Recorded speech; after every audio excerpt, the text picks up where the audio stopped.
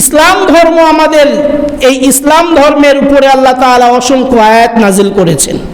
সূরা মায়েদার 3 নম্বর আয়াতে বলছেন, আল ইয়াউমা আকমালতু লাকুম দীনাকুম ওয়া আতমামতু আলাইকুম নি'মাতি ওয়া রাদিতু লাকুমুল ইসলাম দীনা। এই আয়াতের ভিতরে আল্লাহ তাআলা বলছেন, ও আমার বান্দারা, আল ইয়াউমা আকমালতু লাকুম দীনাকুম, আজকে আমি তোমাদের এই দিনটাকে পরিপূর্ণ করে দিলাম। ওয়ারাদিতু লাকুম, এবং তোমাদের উপরে আমি রাজি খুশি হয়ে গেলাম। বলেন সুবহানাল্লাহ। কাদের উপরে রাজি হয়েছিলেন?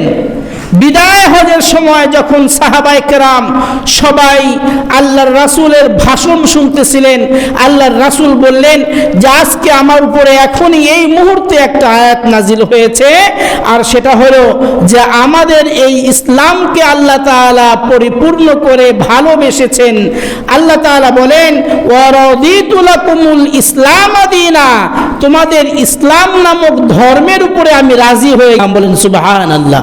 এই ইসলাম ধর্ম এমন একটা ধর্ম যেটা প্রতিটা নবী, যুগে যুগে লক্ষ লক্ষ নবী পৃথিবীতে এসেছিলেন, তারা এই ইসলাম ধর্মের দাওয়াত দিয়েছেন।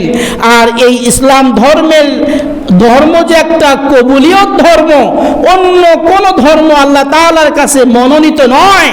খ্রিস্টান, ইহুদি, হিন্দু, বৌদ্ধ যত ধর্ম আছে সব ধর্মের ভিতরে ইসলাম ধর্মটা হলো আল্লাহর কাছে প্রিয় ধর্ম।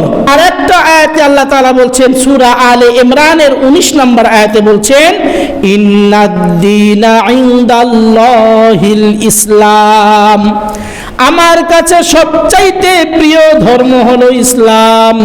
আর এই ইসলাম ধর্ম প্রতিষ্ঠার জন্য আমি লক্ষ লক্ষ নবীদেরকে দুনিয়াতে পাঠিয়েছিলাম। ইসলাম ধর্ম একমাত্র এই ধর্মটাকে প্রতিষ্ঠা করার জন্য।